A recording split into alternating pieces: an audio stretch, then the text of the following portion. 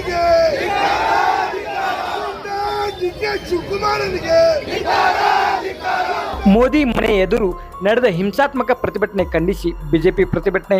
Independent Sangram ನ್ಯೂಸ್ಗೆ ಸ್ವಾಗತ. ಪ್ರಧಾನಮಂತ್ರಿ ನರೇಂದ್ರ ಮೋದಿ ಅವರ ನಿವಾಸದ ಎದುರು ಪ್ರತಿಭಟನೆಯ ಹೆಸರಿನಲ್ಲಿ ನಡೆಯುತ್ತಿರುವ ಹಿಂಸಾತ್ಮಕ ಘಟನೆಯನ್ನ ಖಂಡಿಸಿ ಬಿಜೆಪಿ ಹುಬ್ಬಳ್ಳಿ ಧಾರವಾಡ ಮಹಾನಗರ ಜಿಲ್ಲಾ ಘಟಕದ ವತಿಯಿಂದ ಧಾರವಾಡದ ಸುಭಾಷ್ ರಸ್ತೆಯಲ್ಲಿ ಪ್ರತಿಭಟನೆಯನ್ನ ಹಮ್ಮಿಕೊಳ್ಳಲಾಗಿತ್ತು. ಪ್ರತಿಭಟನೆಯಲ್ಲಿ ಪಕ್ಷದ ಪದಾಧಿಕಾರಿಗಳು, ಜನಪ್ರತಿನಿಧಿಗಳು ಹಾಗೂ ನೂರಾರು ಕಾರ್ಯಕರ್ತರು ಭಾಗವಹಿಸಿ ಕಾಂಗ್ರೆಸ್ ವಿರುದ್ಧ ಘೋಷಣೆಗಳನ್ನು ಕೂಗಿ ಆಕ್ರೋಶವನ್ನ ವ್ಯಕ್ತಪಡಿಸಿದರು. ಈ ಸಂದರ್ಭದಲ್ಲಿ ಮಾತನಾಡಿದ ಮಾಜಿ ಮಹಾಪೌರರಾದ ಹಿರೇಸಂಚೇಟಗಿರಿ ಅವರು, ರಾಜಕೀಯ ಭಿನ್ನಾಭಿಪ್ರಾಯಗಳನ್ನು ಹಿಂಸೆಯ ಮೂಲಕ ವ್ಯಕ್ತಪಡಿಸುವುದು ದೇಶದ ಪ್ರಜಾಪ್ರಭುತ್ವ ವ್ಯವಸ್ಥೆಗೆ ಮಾರಕವಾಗಿದೆ. ಕಾನೂನು ಕೈಗೆತ್ತಿಕೊಳ್ಳುವ ಯಾವುದೇ ಪ್ರಯತ್ನ ಸಹಿಸಲಾಗುವುದಿಲ್ಲ. ಶಾಂತಯುತ ಹಾಗೂ ಸಂವಿಧಾನಬದ್ಧ ರೀತಿಯ ಹೋರಾಟವೇ ಪ್ರಜಾಪ್ರಭುತ್ವದ ನಿಜವಾದ ಮೌಲ್ಯವಾಗಿದೆ ಎಂದು ಹೇಳಿದರು. ಸಂಗ್ರಾಮ್ ಸುದ್ದಿಗಾರರೊಂದಿಗೆ ಮಾತನಾಡಿದ ಮಾಜಿ ಶಾಸಕಿ ಸೀಮಾ ಮಸೂತಿ ಅವರು, ದೇಶದ ಸಾಂವಿಧಾನಿಕ ಸಂಸ್ಥೆ ಗೌರವಿಸುವುದು, ಕಾಪಾಡುವುದು ಪ್ರತಿಯೊಬ್ಬರ ನಾಗರಿಕರ ಕರ್ತವ್ಯವಾಗಿದೆ. ರಾಜಕೀಯ ಲಾಭಕ್ಕಾಗಿ ಹಿಂಸೆಯ ಮಾರ್ಗ ಅನುಸರಿಸುವುದು ಖಂಡನೀಯವಾಗಿತ್ತು. ಇಂತಹ ಘಟನೆ ಮರುಕಳಿಸದಂತೆ ಕಾನೂನು ಕ್ರಮ ಕೈಗೊಳ್ಳಬೇಕೆಂದು ಒತ್ತಾಯಿಸಿದರು.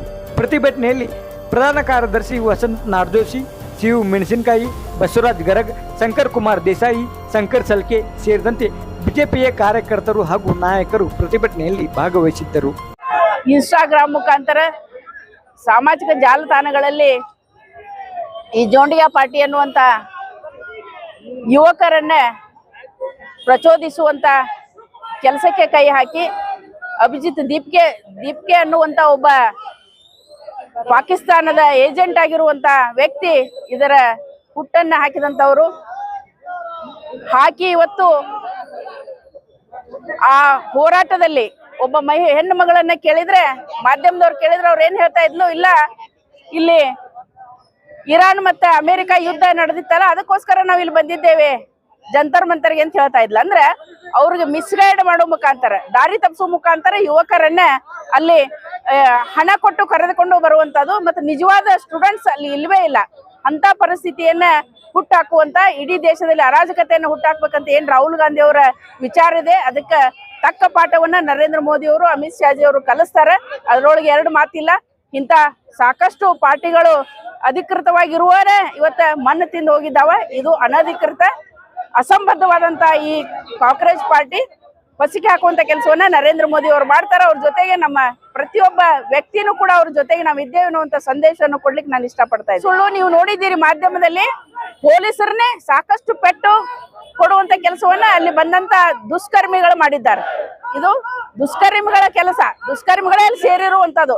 ಪಾಕಿಸ್ತಾನದವ್ರೆ 46% ಅದಕ್ಕೆ ಫಾಲೋವರ್ಸ್ ಅದಾರ ಅಂದ್ರೆ ತಿಳ್ಕೊಂಡ್ಬಿಡ್ರಿ ಅವ್ರ ಉದ್ದೇಶ ಏನು ಅಂತ. ದೇಶದಲ್ಲಿ ಅವ್ರ ಫಾಲೋವರ್ಸ್ ಇದ್ದಾರ, ಅವ್ರ ಅನುಯಾಯಿಗಳು ಇರಬಹುದು ಅಂತ ನನಗೆ ಅನಿಸ್ತಾ ಇದೆ. ಇಲ್ಲಿ ಅವ್ರ ಅನುಯಾಯಿಗಳು ಇಲ್ಲಿ ಆ ಕೆಲಸ, ದುಷ್ಕೃತ್ಯವಾದಂತ ಕೆಲಸವನ್ನ ಮಾಡ್ತಾ ಇದ್ದಾರೆ.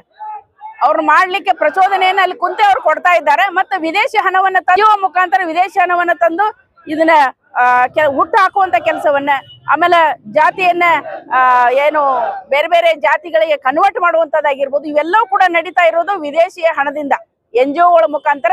ಅವೆಲ್ಲವನ್ನು ಕೂಡ ಗಮನಿಸ್ತಾ ಇದೆ ಸರ್ಕಾರ, ಕೇಂದ್ರ ಸರ್ಕಾರ. ಅವ್ರಿಗೆ ತಕ್ಕ ಪಾಠವನ್ನು ಕಲಿಸ್ಲಿಕ್ಕೆ ನಮ್ಮ ಕೇಂದ್ರ ಸರ್ಕಾರ ಬದ್ಧವಾಗಿದೆ. ಸಾಕಷ್ಟು NGOಗಳನ್ನ ಈಗಾಗಲೇ ನಾವು ಕ್ಲೋಸ್ ಮಾಡಿದ್ದಾರೆ. ಇನ್ನೂ ಇಂಥವು ಹುಟ್ಕೊಂಡಿದ್ದಾವ, ಅವು ಎಲೆಮರಿಕಾಯಿ ಅಂತ ಉಳಿದಾವ, ಅವನು ಕೂಡ ಮುಚ್ಚಾಕುವಂತ ಕೆಲಸವನ್ನ ಖಂಡಿತವಾಗ್ಲೂ ನಾವು ಮಾಡ್ತೇವೆ. ನಮಸ್ಕಾರ. ಇವತ್ತು ನೀಟ್ ಪರೀಕ್ಷೆ ಹಗರಣದೊಳಗ ಅಂತಂದು ವಿದ್ಯಾರ್ಥಿಗಳ ಹೆಸರನ್ನ ಇಟ್ಕೊಂಡ ಇವತ್ತು CJP ಪಾರ್ಟಿ ಹೋರಾಟವನ್ನ ಪ್ರಾರಂಭಿಸಿತ್ತು. ಆದ್ರ ಈ ಹೋರಾಟದಲ್ಲಿ ಅವರು ವಿದ್ಯಾರ್ಥಿಗಳು ತಮಗ ಆದಂತಹ ಅನ್ಯಾಯಗಳನ್ನ ಹೇಳ್ಕೋಬೇಕಾಗಿತ್ತ. ಆದ್ರ ಯಾರದ ನೀಟಿನ ಹೆಡ್ ಇರ್ತಾರಲ್ಲ ಅವ್ರನ್ನ ಸಸ್ಪೆಂಡ್ ಕೂಡ ಮಾಡಿದ್ದಾಗೈತಿ, ತನಿಖೆ ಕೂಡ ಆಗ್ರಹ ಆಗೈತಿ. ಆಮೇಲೆ JP ನಡ್ಡಾ ಅವರು ಕೂಡ ಅವರ ಮುಖ್ಯಸ್ಥರನ್ನ ಕರೆದು ಎಲ್ಲ ಮಾತಾಡಿದ್ದು ಆಗೈತಿ. ಇದೆಲ್ಲ ಆದ್ರ ನಾಚಿಕೆಗೆಡ್ಡಿ ಕಾಂಗ್ರೆಸ್ ಸರ್ಕಾರ ಏನೈತಲ್ಲ, ಇವ್ರಗ ಇಡೀ ದೇಶಾದ್ಯಂತ ನಾಶವಾಗಿ ಹೋಗ್ಬಿಟ್ಟೈತಿ. ಇವ್ರಿಗೆ ಯಾವುದೇ ರೀತಿಯಾದಂತ ಟೂಲ್ ಕಿಟ್ ಇಲ್ಲ. ಈಗ ಜೋಂಡಿಯಾ ಪಾರ್ಟಿ ಹೊಸದಾಗ ಉಟ್ಕೊಂಡೈತಲ್ಲ, ಈ ಪಾರ್ಟಿನ ತಗೊಂಡ್ ಅವ್ರ ಮುಂದ್ ಬರಾಕ್ ಹೋಗಾಕತ್ತಾರ. ಆದ್ರ ವಿಚಾರ ಇಲ್ಲೇನ್ ನಡೆಯಾಕತ್ತೈತಿ ಅಂದ್ರ, ದೇಶದ್ರೋಹಿ ಅಫ್ಜಲ್ ಗುರು ಇವನು ಮುಂಬೈನ ದಾಳಿಯಲ್ಲಿ ಮೇನ್ ಟೆರರಿಸ್ಟ್ ಅವ್ರಪ್ಪ. ಅಲ್ಲಿ ಬರುವಂತ ಅಧಿಕಾರ ಯಾರಿಗ್ ಕೊಟ್ರ? ಇದು ದೇಶ ವಿರೋಧಿ ಚಟುವಟಿಕೆಗಳಲ್ಲಿ ನಡೀತಾ ಇದಾವೆ. ಆಮೇಲೆ ಹೊರ ರಾಷ್ಟ್ರದಿಂದ ಝೊಮ್ಯಾಟೊ, ಸ್ವಿಗ್ಗಿ ಇವರಿಗೆಲ್ಲ ಫಂಡಿಂಗ್ ಆಗ್ತಾ ಇದೆ.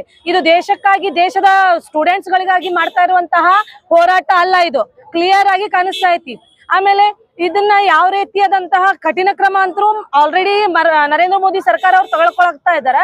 ಇವರು ಡಿ.ಕೆ. ಶಿವಕುಮಾರ್ ಮೊನ್ನೆ ನಮ್ ಧಾರವಾಡದೊಳಗೆ ಲಕ್ಷಾಂತರ ವಿದ್ಯಾರ್ಥಿಗಳ ರೋಡಿಗಿಳಿದ ಹೋರಾಟ ಮಾಡಿದ್ರ ತುತ್ತು ಊಟಕ್ಕಾಗಿ ಪರದಾಡಿದಾರ ವಿದ್ಯಾರ್ಥಿಗಳ. ಅವಾಗ ಕಣ್ಣು ಕಾಣಿಸ್ಲಾರ್ದವ್ರು ಎಷ್ಟೋ ಸಾವಿರಾರು ಕಿಲೋಮೀಟರ್ ಗಟ್ಟಲೆ ದೂರ ಹೋಗಿ ಇವ್ರು ಹೋರಾಟಕ್ಕ ಭಾಗವಹಿಸ್ತಾರ. ಕರ್ನಾಟಕದ ಮಕ್ಕಳಿಗೆ ಯಾಕೆ ಒಂದ್ ಕಣ್ಣಿಗೆ ಬೆನ್ನಿ ಒಂದ್ ಕಣ್ಣಿಗೆ ಸುಣ್ಣ ಮಾಡತ್ರಿ? ಯಾಕೆ ಕರ್ನಾಟಕದೊಳಗ ವಿದ್ಯಾರ್ಥಿಗಳಿಲ್ಲ ನಿಮ್ಗ? ಅದೇ ರೀತಿ ಯಾದಗಿರಿ ಒಳಗ ಲೋಕೇಶ್ ರಾಥೋಡ್ ಅನ್ನ ಯುವಕ ಸ್ಟೇಡಿಯಂಗೋಸ್ಕರ ಒಂದು ಧ್ವನಿ ಎತ್ತಿರ ಅವ್ರ ಮೇಲೆ FIR ಹಾಕುವಂತ ಕಾಂಗ್ರೆಸ್ ಸರ್ಕಾರ ಇದೆ. ಇಲ್ಲಿ ನಿಮ್ಮ ಸರ್ಕಾರ ಇದ್ದಾಗ ವಿದ್ಯಾರ್ಥಿಗಳಿಗೆ ನಿಮ್ಗ ಒಂದ್ ನ್ಯಾಯ ಕೊಡ್ಸುವಂತ ಕೆಲ್ಸ ಆಗತ್ತಿಲ್ಲ. ಅಲ್ಲಿ ಬರೇ ಡೋಂಗಿ ನಿಮ್ಗೆ. ಯಾಕಂದ್ರೆ ಇಲ್ಲೆಲ್ಲಾ ದಿವಾಳಿ ಆಗೋಗ್ಬಿಟ್ಟಿರಿ ಇಡೀ ಭಾರತ ತುಂಬಾ. ಅಲ್ಲಿ ಒಂದು ಹೋರಾಟವನ್ನ ಟೂಲ್ ಕಿಟ್ ಆಗಿ ಇಟ್ಕೊಂಡು ನೀವು ಅಲ್ಲಿ ಹೋಗಿ ಬರೇ ಇದು ದೇಶ ವಿರೋಧಿ ಒಂದು ಹೋರಾಟವನ್ನ ಮಾಡ್ತಾ ಇದಾರೆ. ಇಲ್ಲಿ ಇರುವಂತದ್ದ ಬರೀ ಹಿಂದೂ ವಿರೋಧಿ ಘೋಷಣೆಗಳ ಹಾಕ್ತಾ ಇದಾರೆ. ಹಿಂದೂ ವಿರೋಧಿ ಘೋಷಣೆಗಳ ನೀವು ಹಾಕಾಕತ್ತೀರಿ. ಇದ್ರ ಮೂಲಕ ಕಲಕ್ಕಾಗಿ ಎಚ್ಚರಿಕೆ ಕೊಡೋದೇನಂದ್ರ ನೀವು ಸ್ಟೂಡೆಂಟ್ಸ್ ಗಳದ್ದು ಏನು ಹೋರಾಟ ಮಾಡತ್ತಲ್ಲ, ಇನ್ನೊಮ್ಮೆ ಏನಾದ್ರು ಹಿಂದುತ್ವ ಹಿಂದೂ ವಿರೋಧಿ ಹೇಳಿಕೆಗಳಲ್ಲಿ ಬಂತಂದ್ರ ಇನ್ನ ಇಡೀ ಭಾರತದಲ್ಲಿ ಹಿಂದೂಗಳ ದೆಹಲಿ ಚಲೋ ಆಕ್ಷನ್ ತಗೋಬೇಕಾಗ್ತೈತಿ ಅಂತ ಹೇಳ್ತಾ ಇದೀನಿ. ಇಲ್ಲಿ ಬರುವಂತಹ 90% ಯಾರು ಸ್ಟೂಡೆಂಟ್ಸ್ ಗಳಿಲ್ಲ. ಅವ್ರೆಲ್ಲಾರು ನೀಟ್ ಸ್ಟೂಡೆಂಟ್ಸ್ ಗಳು ಏನ ಅವ್ರ ಫಲಿತಾಂಶವನ್ನ ಸಂಭ್ರಮಿಸ್ತಾ ಇದ್ದಾರೆ. ಏನ ಅಲ್ಲಿ ಯಾರು ಸ್ಟೂಡೆಂಟ್ಸ್ ಗಳಿಲ್ಲ. ಯಾಕಂದ್ರೆ ಅಲ್ಲಿ ಬರ್ತಾ ಇರುವಂತಹ ನೀವು ಎಲ್ಲಾ ಮೀಡಿಯಾ ನೋಡ್ಬೋದ, ಈ ಭಾರತದ ದೇಶದ ಆರ್ಮಿ ಮೇಲೆ ಅವ್ರು ಅಟ್ಯಾಕ್ ಮಾಡಿದ್ರ. ಅದು ಮೀಡಿಯಾ ಅವರು ಕವರೇಜ್ ಮಾಡಿದ್ರ. ಅದೇ ರೀತಿ ಒಂದು ರಿಪೋರ್ಟರ್ ಹೆಣ್ಮಗಳ ಅವ್ರ ರಿಪೋರ್ಟರ್ ಮಾಡ್ತಾ ಇದ್ರ ಅವನ ವೈಯಕ್ತಿಕ ಅಂಗವನ್ನ ಶೋ ಮಾಡಿದಾನ. ಇದನ್ನ ಯಾರಾದ್ರೂ ವಿದ್ಯಾರ್ಥಿಗಳಂತ ನೀವು ಒಪ್ಕೋತೀರಿ? ಇಂತ ಪ್ರತಿಭಟನೆಗಳನ್ನ ಯಾವ ರೀತಿ ನಾವು ಬೆಂಬಲ ಕೊಡ್ಬೇಕು? ಇಲ್ಲಿ ನಡೀತಾ ಇರೋದು ಕೇವಲ ದೇಶ ವಿರೋಧಿ ಪ್ರತಿಭಟನೆ. ಅಲ್ಲಿ ಇವ್ರ ನರೇಂದ್ರ ಮೋದಿ ಅವ್ರನ್ನ ಟಾರ್ಗೆಟ್ ಮಾಡ್ಯಾರ. ಆದ್ರ ಒಂದು ಉತ್ತರ ಹೇಳಕ್ ಇಷ್ಟ ಪಡ್ತೀನಿ. ಗೋಧ್ರಾ ಹತ್ಯಾಕಾಂಡೆಯಿಂದ ಬಂದಂತಹ ಸಿಡಿಲ್ ಅದ, ಆ ಸಿಡಿಲ್ ಒಮ್ಮೆ ಬಡೀತು ಅಂದ್ರ ಅದೆಂತ ಮಳಿ ಇದ್ರೂನು ಅದ್ ಬೆಂಕಿ ಹತ್ತಿ ಭಸ್ಮ ಆಗೋದಂತ್ರು ಕರೆ. ಆದಂತ ನಮ್ಗ ಇದನ್ನು ಬೀಳೋದಿಲ್ಲ, ಪ್ರಭಾವನು ಬೀಳೋದಿಲ್ಲ, ಹಾನಿ ಕೂಡ ಯಾವುದೇ ರೀತಿ ಆದಂತ.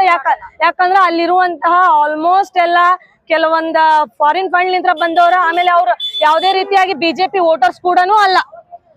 ದೇಶ ವಿರೋಧಿಗಳು ಯಾವತ್ತು ಬಿಜೆಪಿ ಪರವಾಗಿ ನಿಲ್ಲೋಕ್ ಸಾಧ್ಯನೇ ಇಲ್ಲ. ಬಿಜೆಪಿ ಪರ ಇದ್ದವ್ರು ದೇಶ ಭಕ್ತರೇ ಇರ್ತಾರ. ದೇಶ ವಿರೋಧಿಗಳು ಯಾವತ್ತು ಬಿಜೆಪಿಗೆ ವೋಟ್ ಹಾಕಕ್ಕೂ ಸಾಧ್ಯ ಇಲ್ಲ. ಭಾರತೀಯ ಜನತಾ ಪಾರ್ಟಿ ಹುಬ್ಬಳ್ಳಿ ಧಾರವಾಡ ಮಹಾನಗರ ಹಾಗೂ ಗ್ರಾಮಾಂತರ ಜಿಲ್ಲಾ ವತಿಯಿಂದ ಇವತ್ತಿನ ದಿವಸ ಏನು ದೆಹಲಿಯಲ್ಲಿ ಕಾಂಗ್ರೆಸ್ ಹಾಗೂ ಇತರ ಮಿತ್ರ ಪಕ್ಷಗಳು ಏನು ಹೋರಾಟವನ್ನ ಈ ನೀಟ್ ಪರೀಕ್ಷೆಯ ಬಗ್ಗೆ ಮಾಡಿದ್ದಾರೆ. ಈಗಾಗಲೇ ಕೇಂದ್ರ ಸರ್ಕಾರ ವ್ಯವಸ್ಥಿತ ರೀತಿಯಿಂದ ನೀಟ್ ಪರೀಕ್ಷೆಯನ್ನು ಮಾಡಿ ಯಶಸ್ವಿಯಾಗಿ ಒಳ್ಳೆ ಕೆಲಸವನ್ನು ಮಾಡಿದ್ದಾರೆ. ಆದರೆ ವಿರೋಧ ಪಕ್ಷದಂಥ ಕಾಂಗ್ರೆಸ್ ಪಕ್ಷಕ್ಕೆ ಸಹಿಸಲಾಗ್ತಾ ಇಲ್ಲ.